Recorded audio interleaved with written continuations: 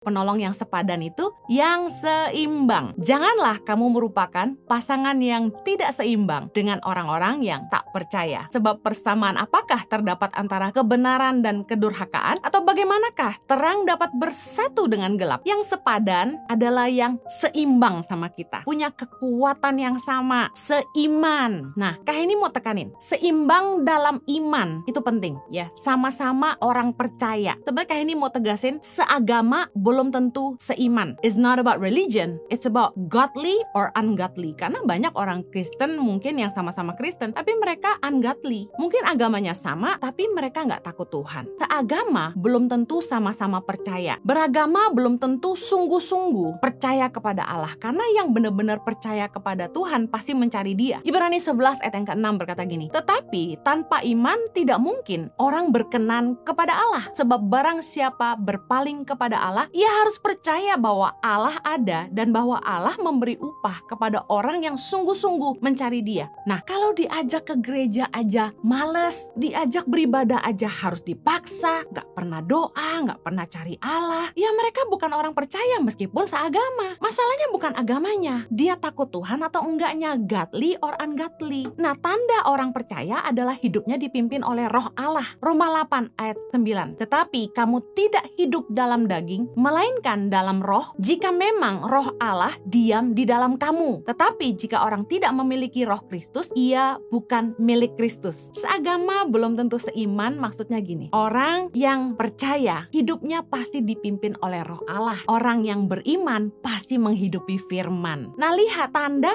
orang itu memiliki roh Allah di dalamnya adalah dia hidup di dalam roh dan bukan di dalam daging, kata firman Tuhan. Apa itu hidup dalam roh? Mari kita lihat buah hidupnya. Galatia 5 ayat ke-22. Tetapi buah roh ialah kasih, sukacita, damai sejahtera, kesabaran, kemurahan, kebaikan, kesetiaan, kelemah lembutan, penguasaan diri. Lihat apakah orang ini punya buah roh dalam hidupnya. Ya mungkin dalam perjalanannya masih terus belajar, masih terus disempurnakan, tapi lihat apakah orang ini hidup dalam daging. Contoh, apakah kekudusan penting buat dia? Apakah menjaga hubungan tetap kudus sampai pernikahan itu penting? Itu nilai orang-orang yang takut akan Tuhan. Buah roh itu dia sabar, nunggu sampai menikah. Kemudian penguasaan diri, waktu pacaran bisa nguasain diri nggak? Atau tangannya celamitan, nggak sopan ya? Orangnya penuh kasih nggak? Membawa damai nggak? Punya kemurahan nggak? Setia nggak? Kalau bolak-balik nyelingkuhin kamu mah udah jelas nggak punya buah roh ya. Nah, tidak semua orang yang beragama Kristen hidup dipimpin roh Allah. Buktinya banyak orang Kristen yang hidup dalam kedagingan kan? Galatia 5 ayat 19. Perbuatan daging telah nyata, yaitu percabulan, kecemaran, hawa nafsu, penyembahan berhala, sihir, perseteruan, perselisihan, iri hati, amarah,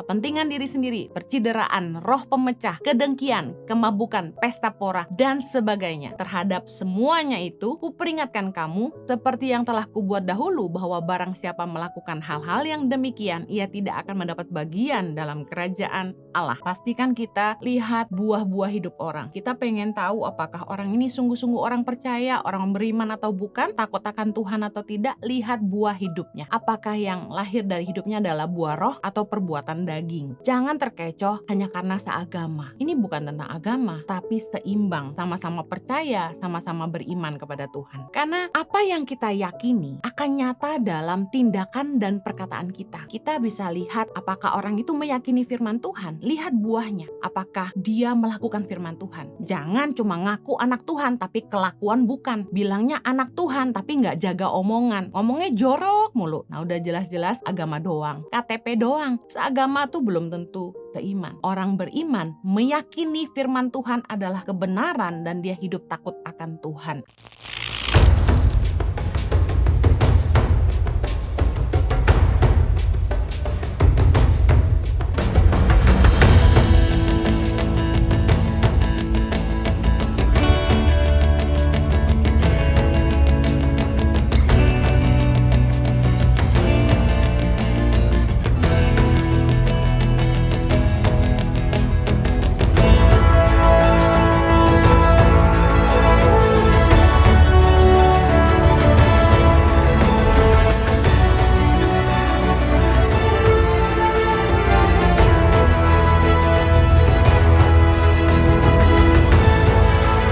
Cerita anak pedalaman dalam meraih mimpi dan mengejar cita-cita bersama Tangan Pengharapan.